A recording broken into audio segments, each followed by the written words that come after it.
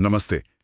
कभी आपके साथ ऐसा हुआ है कि आप बाजार गए, सोचा था बस दूध ब्रेड लेंगे और लौटे तो हाथ में पूरा हफ्ते का सामान? हाँ हाँ, बिल्कुल। या फिर वो ऑनलाइन शॉपिंग वाला हाल, सिर्फ एक चीज देखनी थी और पता चला कार्ट में 4 चीजें और ऐड हो गई। एग्जैक्टली तो हम सोचते हैं यार विल पावर कम है क्या मेरी? या कुछ और चक्कर है। अक्सर ये विल पावर की बात नहीं होती, इसके पीछे ना बड़ा गहरा मनोविज्ञान है, मतलब साइकोलॉजी है। और कंपनियां बहुत स्मार्ट मार्केटिंग यूज करती हैं। तो आज इसी पर थोड़ी बात करते हैं, समझते हैं कि ये दिमाग खर्च करते वक्त कैसे काम करता है और ये कंपनियां हमें ज्यादा खरीदने पर कैसे मजबूर करती हैं। बिल्कुल। मकसद यही है कि इन तरीकों को पहचानें ताकि हम थोड़ा सोच समझकर स्मार्टली खर्च कर सकें। हाँ, तो कहाँ से शुरू करें? वो एक डर होता है ना कि ऑफर छूट ना जाए, फोमो जिसे कहते हैं। हाँ, FOMO, fear of missing out, ये बहुत पावरफुल है। जैसे ही हम देखते हैं लिमिटेड स्टॉक, ऑफर, बस आज रात तक, या सिर्फ 2 पीस बचे हैं, हाँ, एकदम से लगता है अरे यार अभी लेना पड़ेगा। ये क्यों होता है ऐसा? देखिए हमारा दिमाग ना नुकसान से बचने के लिए बना है। हम्म, तो जब लिमिटेड जैसा शब्द आता है, हमें लगता है हम कुछ खो देंगे, कोई अच्छी डील या वो चीज ही। अच्छा। हाँ, तो वो जल्दबाजी में हम सोचने का टाइम ही नहीं लेते, बस खरीद लेते हैं और बाद में सोचते हैं अरे ये क्यों ले लिया। जैसे वो 70% ऑफ वाले हेडफोन्स जिनकी शायद जरूरत भी नहीं थी। सही बात है। तो इसका हल क्या है? मतलब कैसे बचें इससे? बस 1 सेकंड रुकना है। जब भी ऐसा कोई लिमिटेड ऑफर दिखे, रुकें, खुद से पूछें क्या सच में जरूरत है, मेरे बजट में है, कहीं और सस्ता तो नहीं मिल रहा। थोड़ा सा पॉज लेने से ही वो अर्जेंसी कम हो जाती है। ये तो करना पड़ेगा।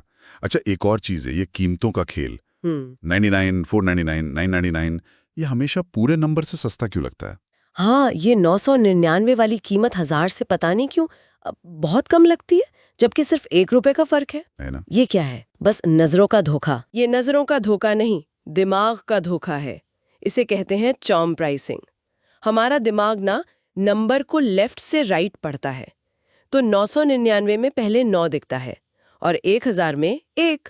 तो वो 9 वाला फिगर 1 से छोटा लगता है और दिमाग को सिग्नल जाता है सस्ता है। भले ही असल में बचत कुछ खास ना हो, ये हमारे लॉजिकल ब्रेन को थोड़ा साइड करके इमोशनल रिस्पॉन्स ट्रिगर करता है। अरे वाह। तो इसका तोड़ ये है कि हम 99 वाली कीमतों को राउंड ऑफ कर लें, मतलब 999 को 1000 ही माने। ओके। दिमाग में ही उसे अगला पूरा नंबर बना लें। 499 को 500, 1999 को 2000। इससे वो साइकोलॉजिकल असर कम हो जाता है और हम प्रोडक्ट की वैल्यू पर फोकस कर पाते हैं। ठीक है, ये भी समझ आया। पर कई बार वो एक के साथ एक फ्री या कॉम्बो वाला लालच देते हैं। बर्गर के साथ फ्राइज और कोक सस्ता पड़ेगा, शैम्पू के साथ कंडीशनर ले लो, इसका क्या? इसे कहते हैं बंडलिंग या अपसेलिंग। हमें लगता है हम फायदे में हैं, ज्यादा चीजें कम दाम में मिल रही हैं। पर इसमें गड़बड़ ये होती है कि हम अक्सर वो चीजें भी ले लेते हैं जिनकी हमें अलग से जरूरत नहीं होती। हाँ, जैसे फोन लेने जाओ तो वो स्क्रीन गार्ड और कवर का कॉम्बो जरूर चिपकाने की कोशिश करते हैं। हाँ, और हम ले भी लेते हैं कई बार, ये सोचकर कि चलो डील तो अच्छी है। तो यहाँ क्या सोचना चाहिए? यहाँ भी रुकना है, पूछना है क्या मुझे इस बंडल की हर चीज चाहिए, क्या अलग अलग लेने पर सस्ता पड़ेगा, या सिर्फ वो एक चीज जो मुझे चाहिए वही लेना बेहतर है। कई बार सिर्फ एक चीज खरीदना ज्यादा स्मार्ट होता है। सही है। अच्छा, एक और ट्रेंड है लिमिटेड एडिशन या एक्सक्लूसिव कलेक्शन। ये चीजें अचानक बहुत खास लगने लगती हैं। हाँ, ये है कमी का सिद्धांत या प्रिंसिपल ऑफ स्कार्सिटी। जब कोई चीज कम होती है या बताई जाती है कि कम है, तो उसकी वैल्यू हमारी नजरों में बढ़ जाती है। हमें लगता है ये स्पेशल है, सबके पास नहीं होगी। मतलब कंपनी जानबूझकर कम बनाती है या सिर्फ टैग लगा देती है? दोनों हो सकता है। कभी सच में लिमिटेड होता है, कभी सिर्फ मार्केटिंग के लिए लिमिटेड एडिशन लिख देते हैं। हमें लगता है कि ये चीज दुर्लभ है तो इसे हासिल करना चाहिए। जैसे वो दोस्त जिसने बहुत महंगे लिमिटेड एडिशन स्नीकर्स खरीदे जबकि उसके पास जूतों की कमी नहीं थी। परफेक्ट उदाहरण है। यहाँ सवाल ये है कि क्या ये चीज वाकई खास है या सिर्फ मार्केटिंग है, और क्या मुझे इसकी जरूरत है या ये सिर्फ एक इच्छा है जो एक्सक्लूसिव टैग ने जगा दी है। चाहत और जरूरत का फर्क समझना जरूरी है। सही कहा।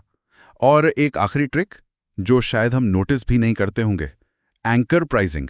ये क्या चीज है? हाँ, ये बहुत चालाकी से होता है। इसमें दुकानदार या वेबसाइट पहले आपको एक बहुत महंगा आइटम दिखाती है, वो एंकर प्राइस बन जाता है। अच्छा, कैसे? मान लीजिए आप शर्ट देख रहे हैं, पहले आपको 5000 रुपए की शर्ट दिखाई। आपने सोचा बाप रे बहुत महंगी है, फिर उसके बगल में रखी 1500 रुपए की शर्ट दिखाई। हाँ, तो वो 1500 वाली अचानक सस्ती लगने लगेगी। एग्जैक्टली 5000 के मुकाबले 1500 बहुत कम लगता है ना। तो आपको लगता है ये वैल्यू फॉर मनी है और आप शायद उसे खरीद लें, भले ही आपका बजट 1000 का ही क्यों ना हो। अरे यार, ये तो होता है। तो इससे बचने का तरीका है, हर चीज को उसके अपने मेरिट पर देखो, उसकी कीमत और अपनी जरूरत के हिसाब से।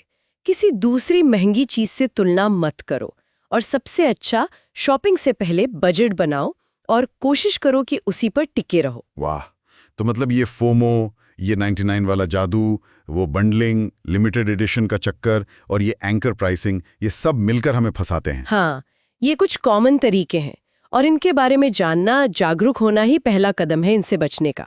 जब हमें पता होता है कि क्या हो रहा है, तो हम इमोशन में बहने के बजाय लॉजिक से सोच पाते हैं। सही बात है। इससे पैसे भी बचेंगे और अपने खर्चों पर कंट्रोल भी महसूस होगा। बिल्कुल, समझदारी से खर्च करना इसी को कहते हैं। ये तो बहुत ही बढ़िया बातचीत रही, काफी कुछ नया सीखने को मिला। अच्छा, तो अब श्रोताओं के लिए एक छोटा सा सवाल छोड़ जाते हैं। अगली बार जब आप कुछ खरीदें, कहीं भी, ऑनलाइन या दुकान पर, तो क्या आप ध्यान देंगे कि इनमें से कोई ट्रिक इस्तेमाल तो नहीं हो रही? सोचिएगा जरूर।